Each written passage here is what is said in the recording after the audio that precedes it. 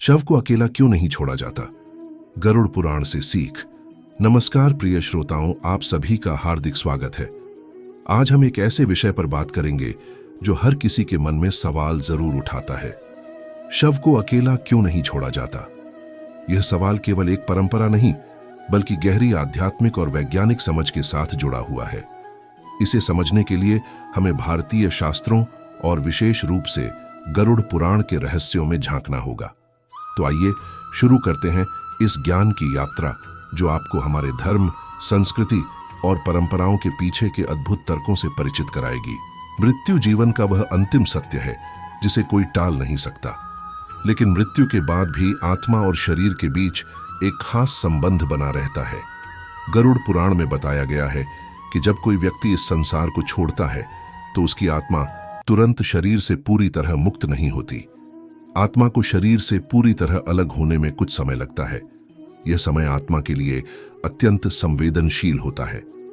आत्मा अपने पुराने शरीर और अपने प्रियजनों को छोड़ने की स्थिति में होती है। यही कारण है कि शव को अकेला नहीं छोड़ा जाता। यह आत्मा की शांति और सम्मान के लिए अत्यंत महत्वपूर्ण है। गरुड़ पुराण में बताया गया है कि जब किसी का निधन होता है तो उस स्थान पर कई तरह की ऊर्जाएं सक्रिय हो जाती हैं। इनमें सकारात्मक और नकारात्मक दोनों तरह की ऊर्जाएं हो सकती हैं। ऐसे में शव के पास अपनों का रहना एक सुरक्षा कवच का काम करता है। परिवारजनों की उपस्थिति और उनके द्वारा किए गए मंत्र जाप, जैसे राम नाम सत्य है या अन्य श्लोक, सकारात्मक ऊर्जा को बनाए रखते हैं। इसके अलावा गरुड़ पुराण के अनुसार जब तक अंतिम संस्कार नहीं हो जाता तब तक आत्मा के चारों ओर नकारात्मक शक्तियों का प्रभाव पड़ सकता है। ये शक्तियां आत्मा को भ्रमित कर सकती हैं। इसलिए शव के पास परिवार और प्रियजनों का होना आत्मा को मार्गदर्शन और सुरक्षा प्रदान करता है। हमारे पूर्वजों की परंपराएं केवल आध्यात्मिक नहीं थीं, बल्कि उनके पीछे वैज्ञानिक आधार भी था। जब कोई व्यक्ति मृत्यु को प्राप्त करता है तो शरीर में कुछ रासायनिक प्रक्रियाएं शुरू होती हैं। इन प्रक्रियाओं के कारण वातावरण में सूक्ष्म जीवाणु और बैक्टीरिया उत्पन्न हो सकते हैं। शव को अकेला छोड़ने से ये जीवाणु आसपास के वातावरण में फैल सकते हैं और बीमारी का कारण बन सकते हैं। शव के पास रहना और वहां दिया जलाना, धूप जलाना और मंत्रोच्चारण करना वातावरण को शुद्ध करता है। यह न केवल आध्यात्मिक रूप से बल्कि वैज्ञानिक रूप से भी महत्वपूर्ण है। हमारी संस्कृति में हर परंपरा के पीछे गहरे अर्थ छिपे हैं। शव के पास रहना केवल आत्मा की शांति के लिए नहीं, बल्कि परिवार और समाज को इस कठिन समय में एकजुट करने का भी प्रतीक है। जब कोई प्रियजन हमें छोड़कर जाता है तो यह समय होता है पूरे परिवार के लिए एक साथ आने का। गरुड़ पुराण में बताया गया है कि मृत्यु के बाद के ये क्षण परिवार को न केवल मृतक के प्रति सम्मान व्यक्त करने का मौका देते हैं, बल्कि उन्हें जीवन के महत्व को भी समझने का अवसर प्रदान करते हैं।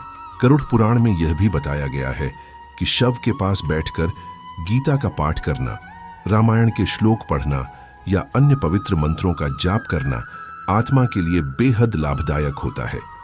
यह आत्मा को इस संसार से परे जाने का मार्ग दिखाता है। मंत्रोच्चारण से वातावरण पवित्र और शांत होता है। इससे न केवल मृतक की आत्मा को शांति मिलती है, बल्कि वहां मौजूद लोगों को भी मानसिक शांति और धैर्य मिलता है।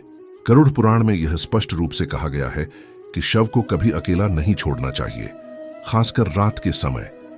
यह आत्मा को अस्थिरता और नकारात्मक शक्तियों से बचाने के लिए जरूरी है। शव के पास रहना केवल आत्मा की सुरक्षा का प्रतीक नहीं है, बल्कि यह उन रिश्तों का सम्मान भी है जो हमने इस जीवन में बनाए थे।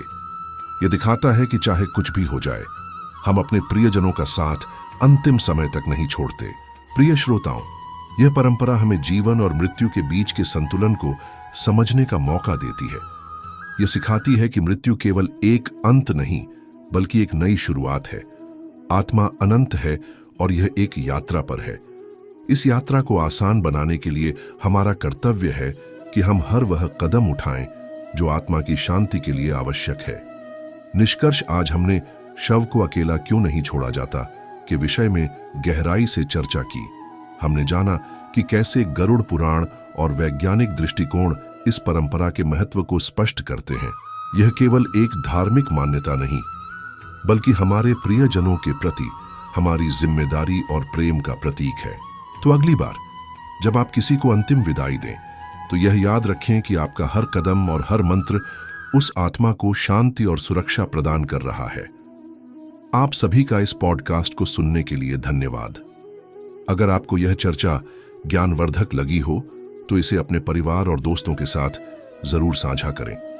अगले एपिसोड में हम फिर मिलेंगे एक और खास विषय के साथ। तब तक के लिए अपना ख्याल रखें और अपने जीवन को अच्छे कर्मों से भरपूर बनाएं। धन्यवाद।